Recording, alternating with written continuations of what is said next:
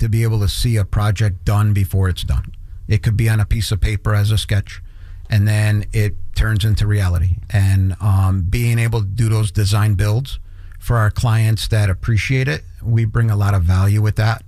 No different than UConn. You used to come up over the hill and there was a little 2 foot by 4 foot or 2 foot by 8 foot sign. Right. And they said, hey, we want something special. We need something to draw some attention to the opening of the gateway of campus.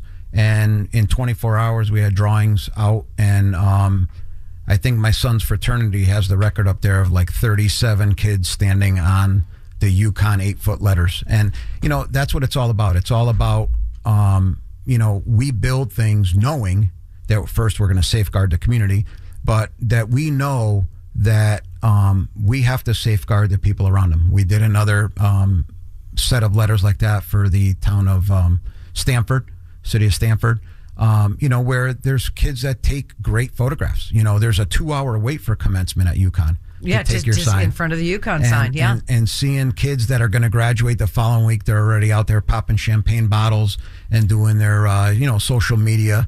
But it's fun, and it brings a lot of respect. Well, and that's the thing. You just mentioned that because there is a safety issue here, right? Absolutely. And I know that you guys do it. You do it right. But you can't just put up a sign because you got to think about all the elements that come with that, right? There's electrical. Mm-hmm. People are going to climb on it. I mean, what good is it to put up a sign if it's not durable and it's going to be there, if it's going to have lasting power? Sharp edges, all of that. Yeah, you got to think about all that stuff. Absolutely. Especially in today's world, because the last thing you want is a sign that just...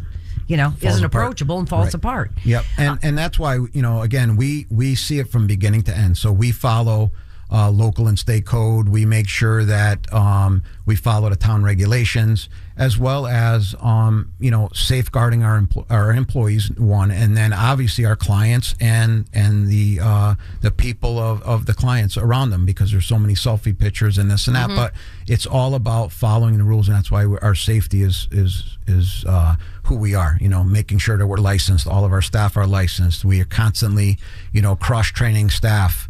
All of that, and it means a lot. It really does. It really does show in the products that you do. And let's just be honest, not all companies do that.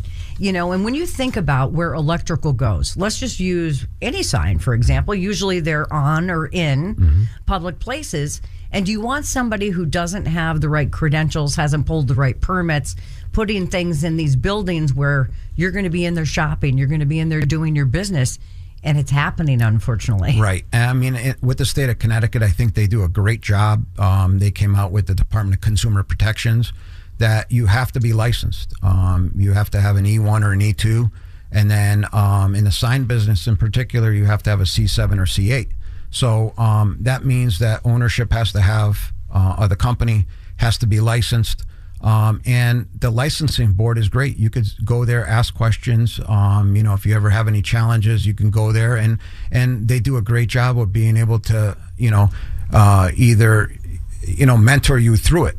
And so we make sure we're of that. Our staff who's licensed works under my license, and then we all have to go to continuing education. Mm-hmm. So it's very important. We see work all the time not being licensed, not being applied for. Permits, whether they're issued or not issued, sometimes they're issued to companies that don't have licenses. The biggest problem with me is I never want to see a disaster. Mm-hmm. I mean, these are things that could be avoided. I mean, doing electrical work at a gas station. Can you imagine? I could imagine. Yeah. And that's what scares me. Mm-hmm. But when you bring it to somebody's attention, it should get immediate rectification, because it's important that it gets resolved immediately. And you're not there, honestly, you're not there to throw anybody under the bus. You're there to make sure that there's no disaster. Right. If you're just tuning in, we're speaking with Pete Rapocchio, and who is the owner of Sign Pro. And you can see this guy walking around town. He's always got a Sign Pro shirt on, right? You're your own billboard, right? You're your own man. And to think that you started this, she said, usually people start their businesses in their parents' garage, but not Pete. He starts it in his parents' bedroom. Yep. Right? Yeah. And my mom and my mom was, a great mentor for me and my dad. They worked all these years, and when they would hear the machine running at night, my father's like, "Can you shut that thing off?" My mother would nudge him and say, "He's just trying to make some extra money." But it's all great, and honestly, it's about community. It's really about community. It's got nothing to do with money. It's all about helping each other get through it, and be there for every one of our staff and be there for every one of our families. Well, let's talk a little bit about the fly in the ointment, because we talked earlier about the fact that you do work all over the place. I mean, you've got crews, Yep. quality crews, Yep. quality crews everywhere. And you're having some issues in your own town, in your own backyard, where you have really, been a big part of the community. I know that SignPro, you donate money to so many charities, you give to so many causes. You're always willing, to give people something if they ask for it. But Sure. you've had to slow that down, because there's some people in Southington, in politics, that are causing some problems. Yeah, and that's the disturbing part. Yeah. It's we had to refrain back and we had to pull back from the good deeds in Southington. We never forget where we came from, like New Britain, and Right. New Britain's been great to us in all these years. And although we're no longer in New Britain, we're in Connecticut. We're in, we follow things, but we always do the right thing.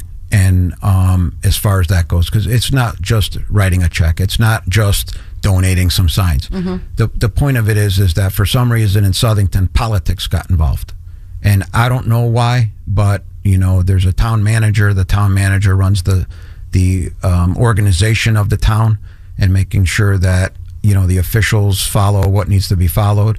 In Southington, there's no architectural review board, so it's not about an opinion with my business. It's about the rules and the regulations. So when a Southington business wants to put up a sign, like any other business, even Amazons or Teslas that we do all over the country, Right. we go and do a code check first. What's allowed? What are the restrictions? What are the setbacks? What are the rules? And then we present to the client what's allowable. And at that point, we're working with the client to get them a solution for the nicest quality sign following the regulations that are for that town.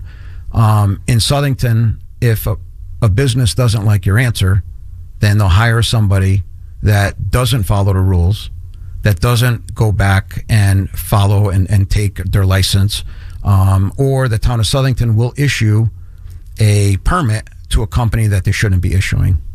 And it's not a one-off. This has been going on for years and years, and everyone's been brought to their attention. And policies were made to follow, and then policies disappeared. And it's brought us on, and we've somehow politics got involved in Southington, and we were approached by the chair of the town council, and she got involved, and there was no success to getting anything rectified. So it went on. And So, Pete, we won't get into all the details, because we know that this is a work in progress.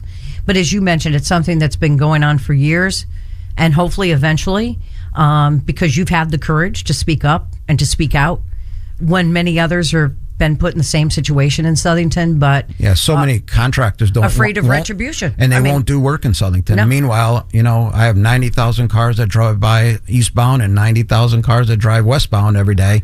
And I'm not going to pick up the phone and say, sorry, I don't do work in Southington. Right. I'm listed here in Southington, and I want to give back to Southington. And for some reason, there's a problem there. We've been asking for years. And when you go to a town council and ask them, how do you fix this? They basically turn around and say, sue the town. And that's not really who I am. And, I've exhausted my efforts. It's not like I just put a lawsuit on the town and now we're in federal court. Yeah. Well, as we will say here, to be continued. Absolutely. Right. But in the meantime, I've been in your facility. You also do a lot of work for Hartford Healthcare. That has been rebranding and emerging across the state of Connecticut in so many different ways. What is it that you like most about what you do? What I love about what I do is from the concept to reality. And that's your concept. I was over there the other day. I was talking to one of your employees, and they said, you're really a genius when it comes to this stuff, because you have a vision, and then you can go into different areas of your shop, put it from paper to fruition, and it's something like nobody's ever seen before. It's not just, when you think of SignPro, it's not just a a neon sign that says wine and liquor. I mean, it's just so much more than that. And I have to tell you, that's why I think myself and Mayor Stewart get along so well in New Britain, because she sketched something on a napkin one day. Oh my gosh, I forgot about that. Let's tell that story. Yeah, so Aaron had an idea of a trademark or a landmark for the city of New Britain, and it was a sketch on a piece of paper. Next thing you know, we get involved. We were asked to get involved. Martin Lavero did the contract work. And then we did all of the sculptures and the bridge abutments and all of that. And it was recognized over 17 or 18 publications throughout the country. What we're talking about is the New Britain B Bridge. Absolutely. And it was awesome. And, to go 270 feet across a bridge with not using one shim. What's a shim? A shim it makes up the difference of a elevation, So everything was plumb, everything was level. Martin Lavero did a great job with the concrete, and then we go in and we start adding the structure above. So there's honeycombs. If you haven't seen it, if you can't drive by it, at least go online and look at it, because it's amazing. Because it's the New Britain bee, the bee, obviously. Right. She is our queen bee here in New Britain. But all of the individual honeycombs, how did you do that? And then the electrical component that it lights up. Right. So, again, it's vision. So, it's not one color. It's 3 to 4 colors. Yeah. Originally, it was going to be 6 shapes. And the shapes were going to work out all the way across, and they were going to be replicated, and there was going to be a couple hundred of each shape. Well, that didn't work out. So, you got to fly. You got to fly, and not one change order on the job, and that's who we are. And basically, there's 1,590 shapes, and every single one is different. So, for us to do a job like that, and the commitment of my staff, making sure they don't throw me off the bridge, was awesome, because they and that's what it is. It's now I have 2 kids that are coming into the business, and them understanding. What does it take? And it's not to be successful. It's to satisfy the client. And that's the challenge, and we understand it's different than it was. Many years ago, somebody would call and say, I need 30 of these. I only really need 10. I'm going to put 20 on the shelf. That has all changed. Now it's supply and demand. Purchase orders get cut every day, but they need it in a day or two. That's the nice thing about SignPro. We manufacture 100% in-house with our own hands. And you're there. I mean, you're there. Your wife, Suzanne, is there. As you said, your 2 boys are getting into the business. Family-oriented, pretty good size as far as employees go. Mm-hmm. Different, I saw you also do the wrapping of big rigs. All the vehicles, yeah. Buses. I saw the coolest thing when I was walking through there the other day is the ice cream truck. Yeah, ice cream emergency. Oh my goodness, it looks just like an ambulance. Yep. Right? Yep. But it's an ice cream truck, and it's a walk-through truck. It is. She started a great business. It was a client that came on board. Again, she used another company originally and was not happy with their performance. It came to us. We showed her some tricks and things, and we refined what she was asking for. Now she built a great Northeast. I think she's down actually into Florida now. 13 or 14 franchisees. Yeah, it's called Ice Cream Emergency. Absolutely. I wonder what those franchises are going for. Yeah. It's refreshing. It's refreshing, but it's seasonal up here. But it's the same way. It's like she comes and picks up a truck. Next thing you know, she's feeding everyone. Yes. And that's who we are. That's what we want to be, and that's who we've been. And that's why the thing in Southington really hurts. It does hurt. And it's unfair. It's hard enough, and I know this from having my own business for 22 years. It's hard. People think it's easy, but I think I work harder now. I know I work harder now than I ever did when I worked for anybody else. Yeah, and the dedication is, I everybody knows I get 5-6 hours of sleep, if that, at night. And the problem is now with this thing that's going on, I'm dedicating 4 or 5 hours a day, 6 hours a day just to this. I have so many businesses and property owners calling me every day, asking me for help and consultations and this and that, because they're having whatever, their own challenges. But, for some reason, we can't go out to dinner at night. Everybody's approaching us constantly. Pat on the backs. Thank you for doing this. Thank you for following up. we need to cleanse this town. And I have council members telling me that directly. Well, thank you for having the courage, Pete, to put your face and voice to this. It's not easy. I know myself. I went through a long legal 3-year battle too, which I don't want to get into.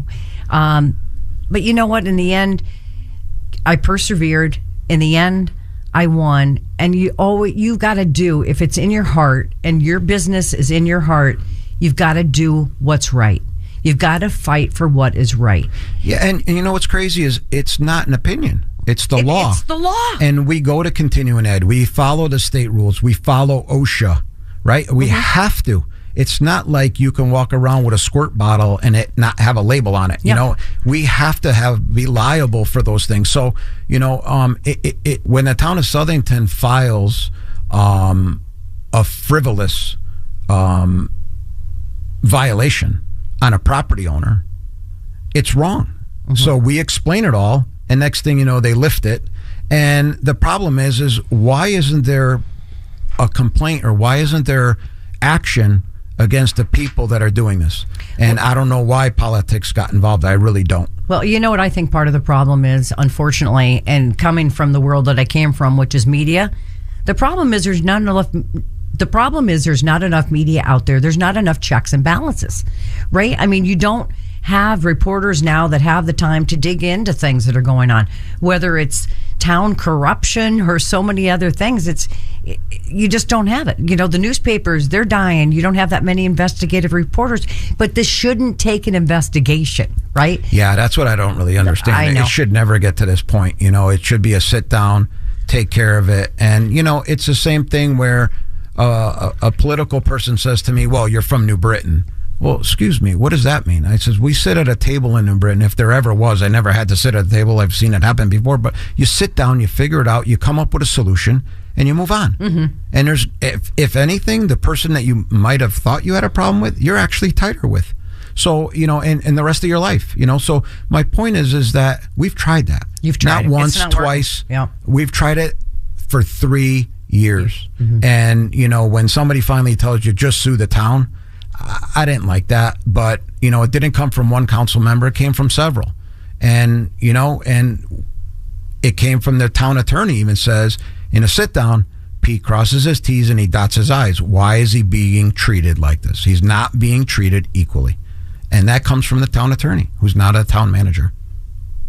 Well, you got to do what you got to do, right? And it's not only physically exhausting, it's financially exhausting. You know, if you've never done it, you don't understand how much money it takes to file a lawsuit. It's not like you know, a personal injury lawyer where they'll just work for a cut of the action. I mean, this is serious stuff. And you know, typically, I believe that the way it is that somebody, if they file a complaint, it's 3 to 4 pages. You know, it's accusations, it's assumptions, it's this and that. And with us, I said, no, that's not what I want. I want clear facts under oath of these situations that happen. It was 33 pages. And when they filed it, it went to state court. State court looked at it and said, absolutely not. This is going to federal court. So we'll leave it at that. Thank you. Because stay tuned. Stay tuned, as I like to say, because it's got to go through the process. And with any litigation, you can't always talk about all the details. But what we can talk about is, you know, first of all, I'm sorry that you're having to go through this. I'm sorry that your family's having to go through this. Yep. And I hope that, you know, the people that you have given to in the past and that you've supported in the past will just be patient so that you can get through this, so that you can still, you know, continue to give back to the community as you have in the past. And we told them that. Absolutely told them that. I mean, you know, the YMCA, Camp Sloper, the downtown has always done great with me. Bread for Life. You know, great people there. And, you know, we still contribute a small effect because that's who we are, but nowhere near of what we were. And what you will be. Absolutely. When you're victorious, hopefully, in the end of all this. And then you got your race cars. Yeah, we sponsored a series, and we sponsored a bunch of young drivers. And, you know, not just male drivers, female drivers as well. How cool is that? It's really and one of your female drivers recently did really well. What was that? Absolutely. So that was this past weekend. Okay. Amanda West won her first modified SK Light at Stafford Motor Speedway. How old is she? She is 24, 5, Wow. 6. In her 20s. Yeah. And a great girl. And she actually is the girlfriend of Michael Christopher Jr., another race car driver, that I lettered their father's race car, and his uncle's, the past memory of Teddy Christopher for 30 years. Wow. And it was great. They were one of my first. Well, it just shows your commitment, and it shows your enthusiasm, beyond what you do on a daily basis. Like I said, in your business there at Sign Pro, I want to wish you continued success. And like the country song says, when you're going through hell, keep on going. I think we got to play that to the end here. It's one of my favorite songs. I appreciate you and all you do. If there weren't copyrights on music these days, I don't want to break the law, right? That's right. I don't want to get in any trouble that isn't warranted. But Pete Rapuccio, my best to you, your family. Like I said, continued success at Sign Pro, and to be continued. We're here for everyone. Thank you very much. Thank you. And this is Ann Baldwin thanking all of you for tuning in to this edition of News You Can Use right here on WTIC News Talk.